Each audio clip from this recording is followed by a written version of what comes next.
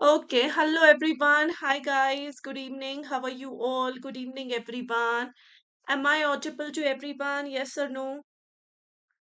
Am I audible to everyone, guys? Just please comment once about the audio and video of the class. Is everything is good? Working fine? Everything is clear. Hi, Lotus. Good evening. Good evening, everyone. Good evening, guys. So, good evening, everyone. So, today we have to start this Crackers batch for all of you, right?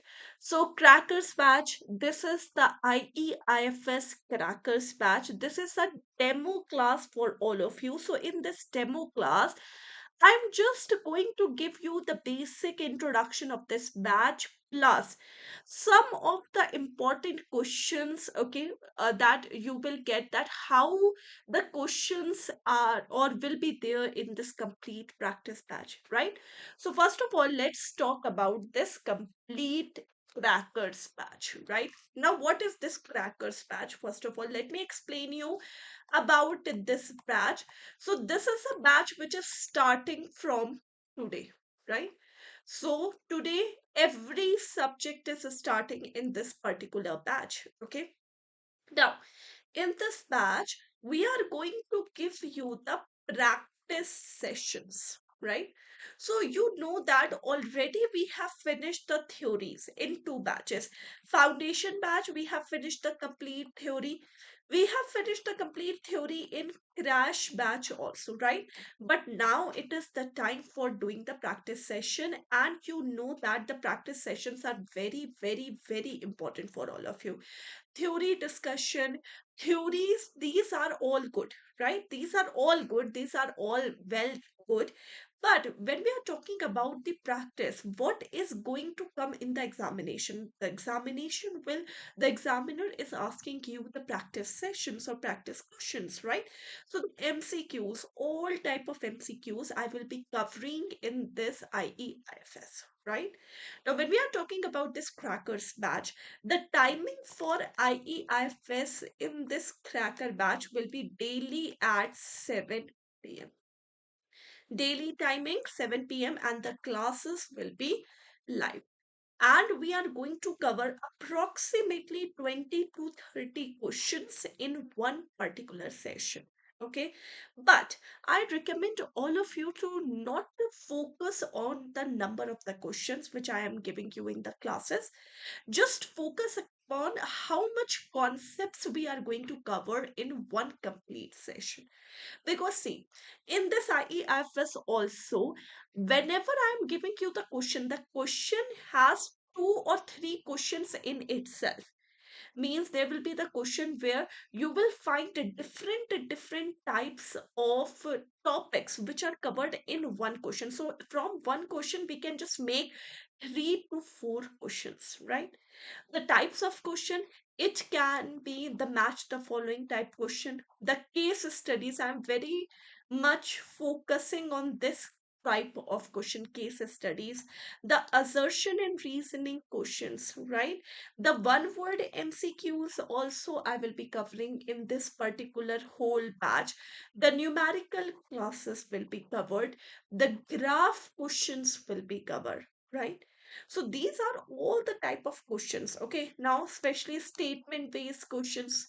Okay, so you will find a lot of statement based and case study based questions, right?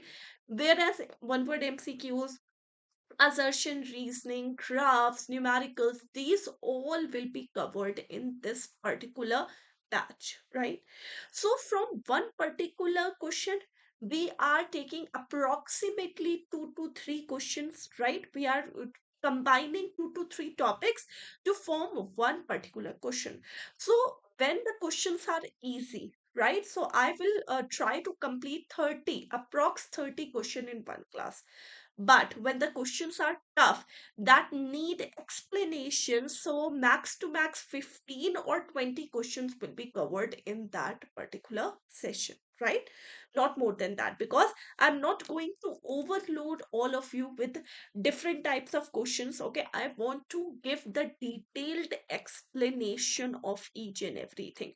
So whatever the topic I will be covering, like for example, if the question is related to law of demand, so that will actually cover the complete law of demand topic. The complete concept will be explained in that question, right? So there will be a detailed explanations of each and every question, why that particular option is the answer, why other options are not the answer. That all explanation will be given to you by me, right? So we have IEFS classes daily at 7 p.m. live, and morning 8 a.m. daily we have the PPT sessions, right, where we are going to cover the complete practice questions. Okay, now we have four modules in IEFS, we know that, and the most important module is D. So I have given, like for example, approximately I have given 5 sessions for module A, 5 sessions for module B, approximately 4 to 5 sessions for module C, and 6 to 7 sessions for module D, right? So we will be covering the complete questions in these particular batches. And you know that, and I don't have to tell you again and again that this is a very important batch for all of you. And if you think that just by reading PDF and avoiding the class will solve the all the questions, that will not the case, because in this the questions are very twisted, the questions are statement based that need explanation, that need attention, right? So you have to attend the class, you have to watch the video either live or recorded, that is as per your convenience. But in the live session, this is one extra edge for all of you, that you can ask your question in the meanwhile in the classes while interacting with me, right? But in the recorded session you don't have this facility. You can just post a question in the community, that is good, but then that was not as much responsive as in the live classes. So first priority always give to the live classes. Try to attend the live classes, because the live classes are scheduled as per your bank timings. In case you are missing out the live classes, don't worry, watch the recorded sessions.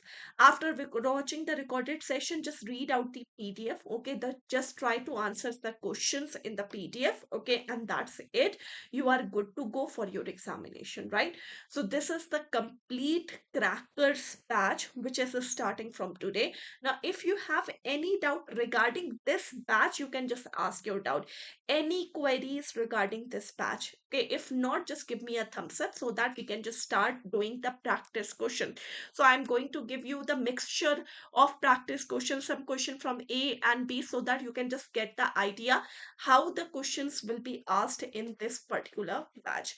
Now, if you have any doubt, if you want to ask your any query regarding this particular session, kindly ask every. Or if no queries, just quickly give me a thumbs up. Each and everyone who is watching this video, guys. Everyone, you guys. Any doubt here? If you have, kindly ask. If you don't have any doubt, just quickly give me a thumbs up.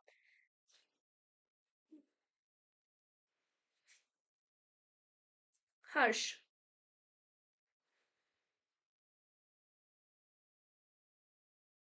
no doubt? All good? Can we start doing the practice question? No doubt? Good. Right. So let's start doing the practice question. Let's understand how the questions are asked, or how I will be doing the questions in this particular batch, right? So the very first question for all of you, very important question, very important topic, quaternary and quinary sector. So consider the following statement and we have to choose the correct statement here. So the first is, the quaternary sector include high-level decision makers such as senior executives and government officials. Then the quinary sector is primarily concerned with the knowledge-based activities like research and development. So we have to choose the correct statement regarding the quinary and quaternary sector. So everyone, please answer this question. Everyone. Everyone kindly please answer this question. Very simple, very easy. You can all answer this question.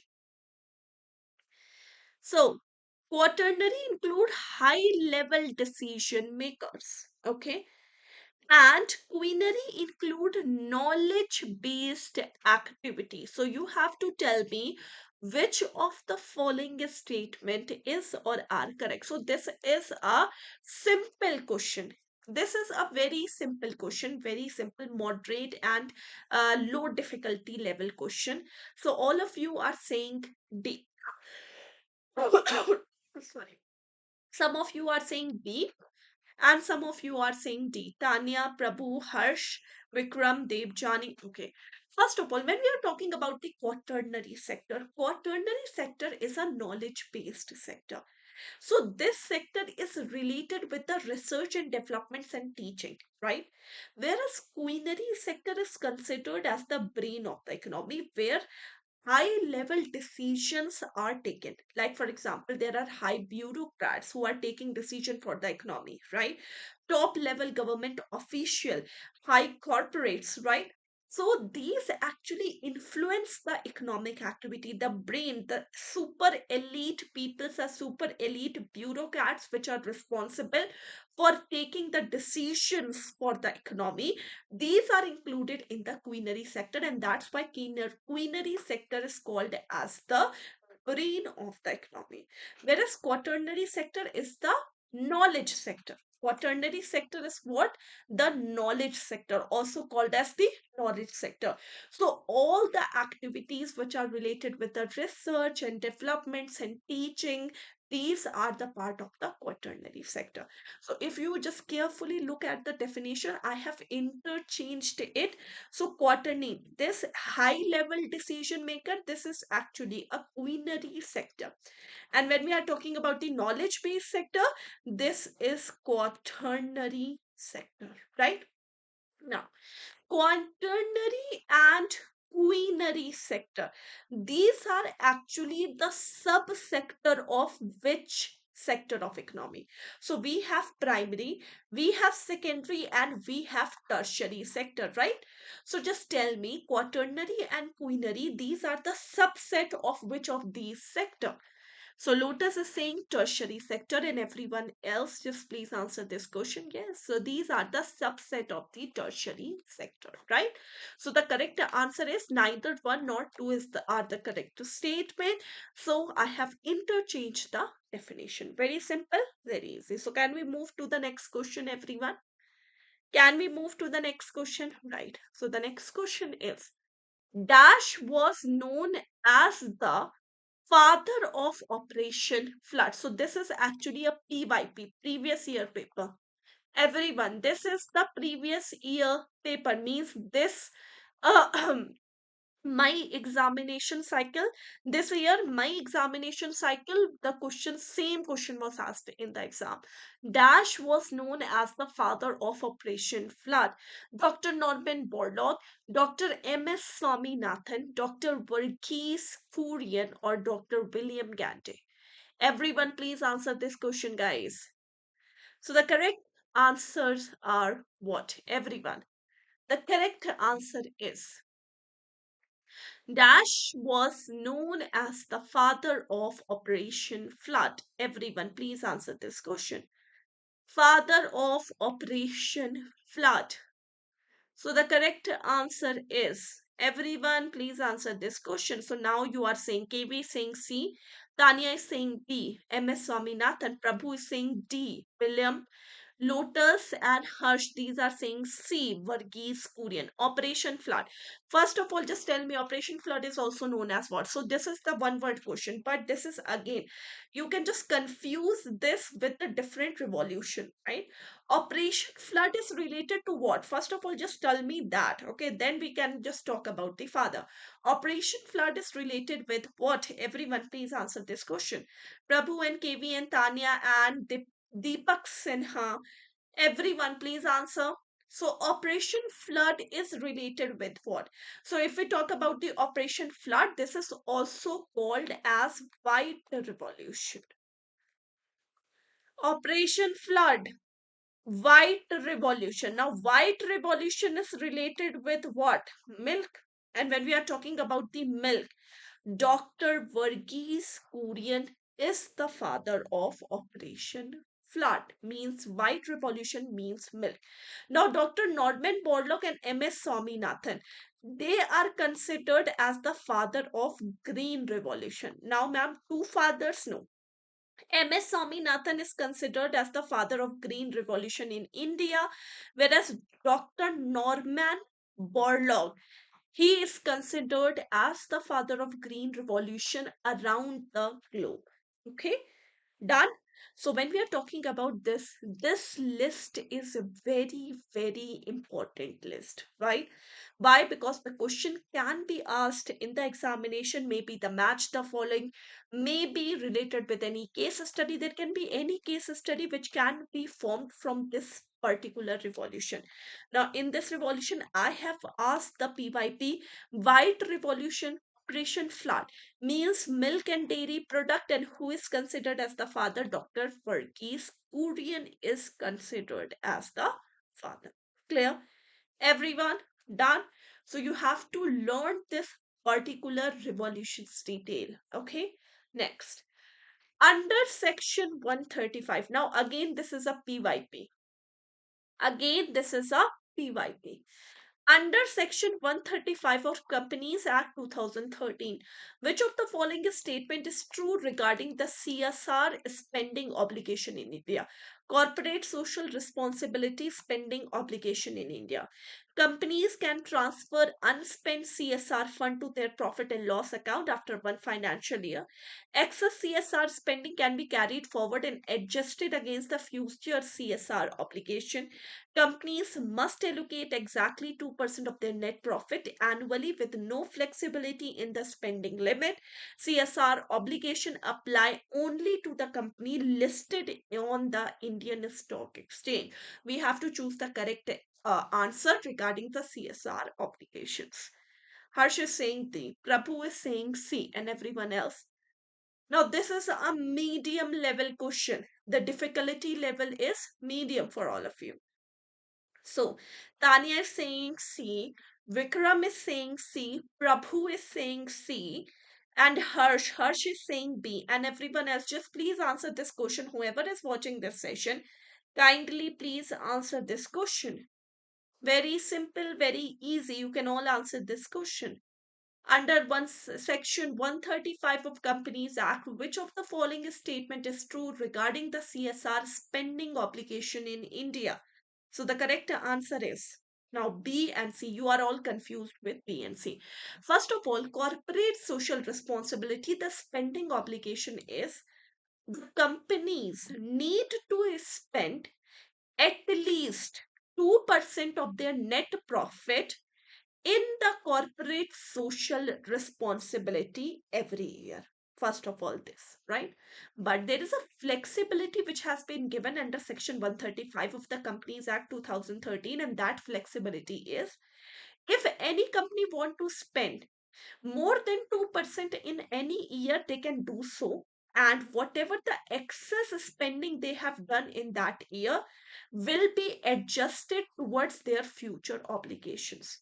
So the obligation says we have at least we have to spend at least 2% of the net profit in the corporate social responsibility, right? But in any year, for example, I have spent 5% in the CSR of my net profit. Then whatever the excess I have spent, the 3% excess I have spent is actually adjusted against my future obligation of 2%, right? So in the next year, I don't need to spend anything in the CSR. In the next to next year, I just have to spend 1% extra, right? So excess CSR spending are allowed under Section 135 of Companies Act, and that will be carried forward and adjusted against the future CSR obligation. So B is the correct answer, everyone, guys. Clear?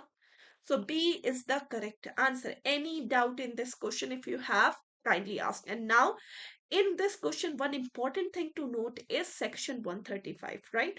So section 135, it can be asked in the examination. What is section 135 is all about? What is the obligation under section 135? These can be the question. Maybe the section number can also be asked in the examination. Okay. So can we move forward to the next question? Now, next question. Match the following committees with their respective objectives and recommendations. So these are the different committees. We have to match the following. So first is Chakravarti Committee, 1985, Narsimha Committee, 1991, Padmanabhan Committee, 1996, Narsimha Committee second, 1997, Verma Committee, 1998, and R.H. Khan Committee, 1999. Right? Now, the objectives and the focus are given. Now you have to match the following. Everyone just match the following with their committees, with their committees. Everyone just match the following with their committee. Everyone just please answer. Guys, so the correct answer is what? You have to match the following. Now this is a committee. Very important. All the committees you have to match with the objectives and the focused area. Very, very important question for all of you. Just tell me the correct answer. Harsh and Lotus and Deepak, Vikram, Tanya, Prabhu, everyone, KV, please answer this question, guys. So the correct answer is what? You have to match the following committees with their respective objectives and recommendation. So the correct answer is, now you are all saying B. Harsh and Prabhu, they are saying B, and everyone else. Now, if you just remember only one, you can just all answer this question, right? So when we are talking about here, the answer is, first of all, just look from down. Okay, RH Khan Committee. RH Khan Committee 1998 is related with the harmonization of role of financial institutions and banks. Okay, so sixth B. Now only one option has sixth B. You don't have to go for the other option also, because only one is correct here. So automatically A is the correct answer. Okay, now you can just match the following. Chakrabarti Committee 1985. This is related with the monetary policy. Narsimha Committee 1, right? This is related with the financial sector reform. Padmanabhan Committee, third, it is related with the review of banking supervision. 1997 means phase second of the Narsimha Committee. It is related with the review of the banking sector. Then Verma Committee, this is related with the weak banks, right? So this is the important question, because committees, automatically when the committees are there, committees are important, the question can be asked in the examination, right? So any doubt in this particular question, everyone? If you have, kindly ask. Any doubt in this question? Yes or no? No doubt, everything is clear. Can we move forward? Tanya, Prabhu, Harsh, Lotus, Deepak, Sinha, Vikram, everyone, can we move forward to the next question? Kindly just tell me. Right. Okay. Now, next question is what?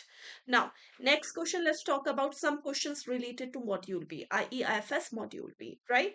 Now, Module B's first question. Which of the following statement best reflect Marshall's perspective on the relationship between wealth and human welfare? So, I have told you that different economists defined economics in their different perspective. J.M. Keynes, Marshall, right? Then we have the Robbins definition. Then we have Adam Smith definition. There are different definitions of the economics, right? Given by different economics, and they have all different perspective. One of the best perspective, or one of the perspective, is Marshall's perspective for this definition of economics. Okay, now what is the statement which is actually reflecting the relationship between the wealth and human welfare? So wealth is the sole focus of economics, and its accumulation is the ultimate goal of human activity. The study of economics primarily concerned itself with wealth, while the human aspect is secondary and less important. Wealth serve as a mean to enhance human welfare, emphasize the importance importance of understanding both economic resource and their impact on people's life. Economics is only concerned with the distribution of wealth, neglecting the role of satisfaction and utility in human life. Now, this is high difficulty level question. This is a high difficulty level question. Now, you have to answer that. Everyone, everyone, just kindly please answer this question. So, the correct answer is what?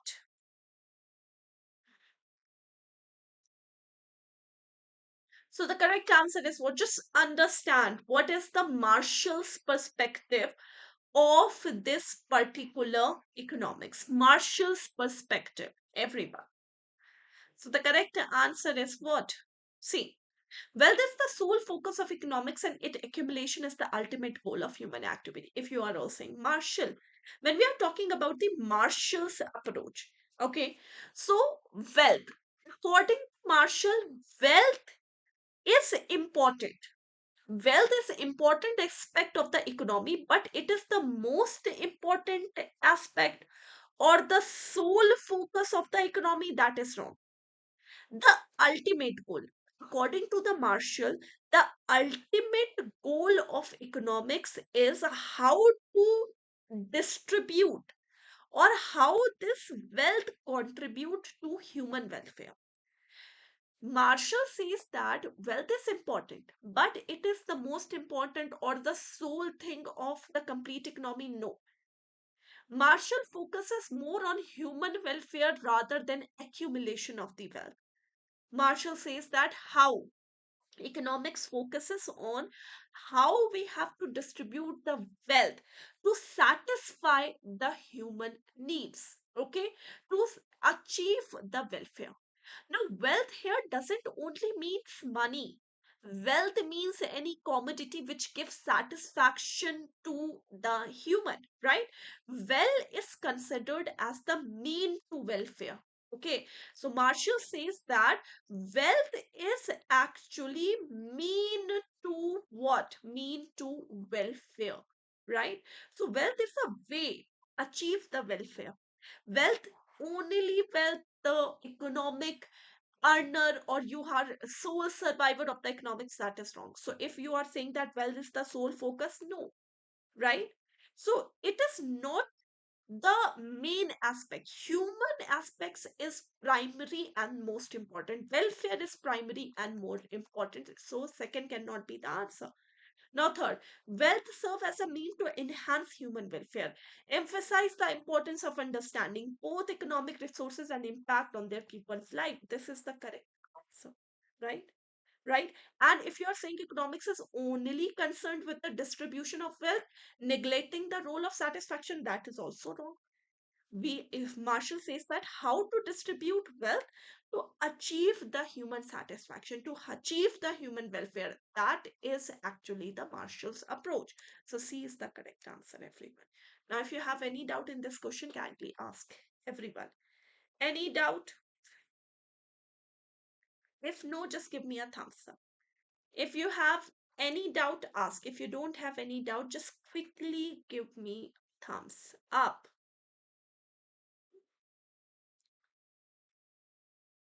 No doubt? Clear? Can we move forward? Good. Now, the next question. Popular smartphone model is priced at $800. Due to an unexpected increase in the production cost, the manufacturer raises the price to $1,000. After the price increase, market analysts observe the following. Now, this is a case study based question, right? Some consumer decided to wait for a sale of or for a better deal before purchasing the smartphone. A segment of the consumer who are brand loyal continue to buy the same smartphone regardless of the increase in the price. Competitor release similar smartphone at a lower price, leading some consumer to switch the brand. So, which of the following statement best illustrate the law of demand? Right? Statement first, second, third, or all statement illustrate the law of demand as they highlight the different consumer reactions to the price changes. So tell me the correct answer. Very simple, very easy question, but a lengthy case study based question. Simple and easy, but a lengthy case study based question. Harsh is saying D. And everyone else? Harsh is saying D is the correct answer. And everyone else, kindly please answer this question. Very simple. Just read out the question. Read out the question once again, Harsh, before answering. Read out the question once again before answering. Nanya, Harsh, Prabhu, Lotus. So in this complete C, complete scenario, read out it again, right? There is one hidden concept, okay? So you just have to analyze the statement, pick out that hidden thing, and then answer. Easy, but just but clear your mind with that particular concept, first of all. Everyone. So kindly answer this question. So Geet is saying A is the correct answer.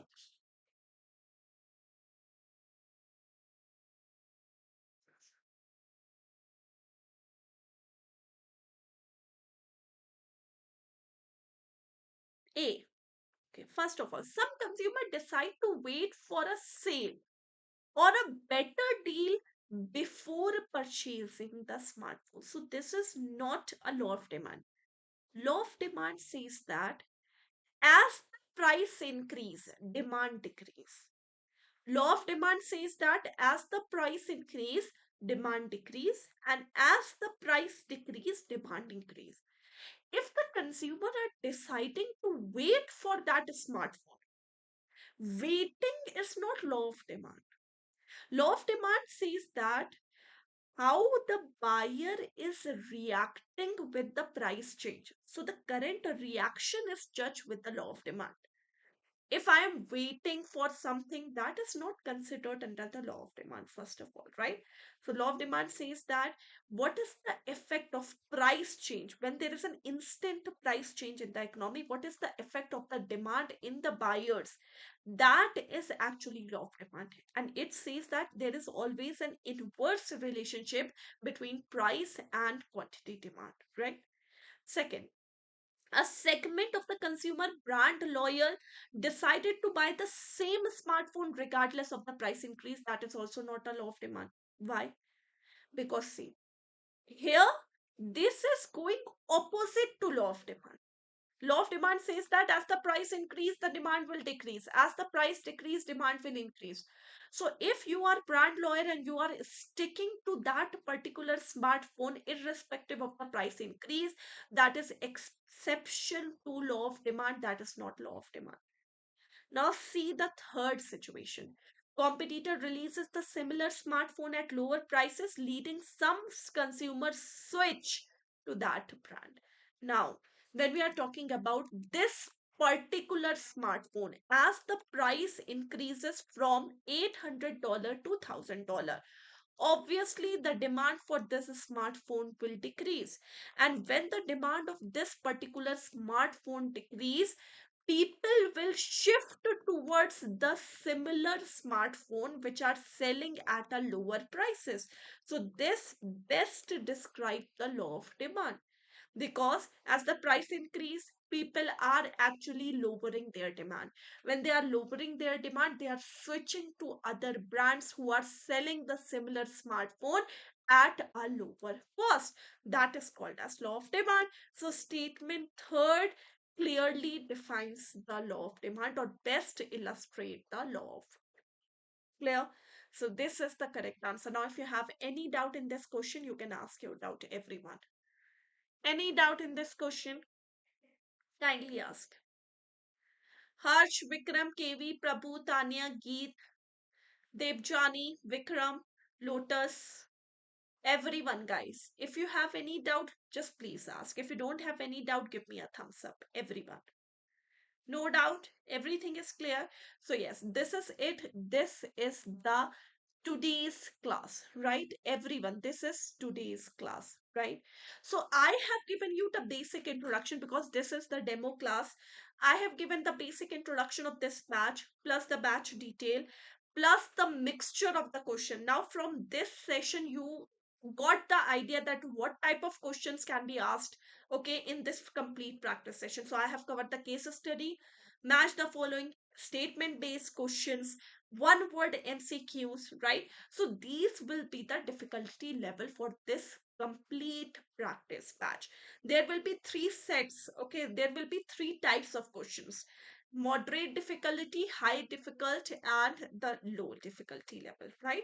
So everyone, thank you so much for watching the video. From tomorrow onwards, we are starting module A. Okay, in both the subject. In PPB also, I'm starting module A. In IEFS also, I will be starting module A. Okay, thank you so much for watching this video. Kindly please provide the ratings and feedbacks to the session. That is very important. So each and every one of you, remind it that after every session ends, you have to give the ratings and feedbacks to the lesson. Okay. Thank you so much. Take care, everyone. Bye bye, guys. Bye, everyone. Take care. Have a very good night, guys. Bye.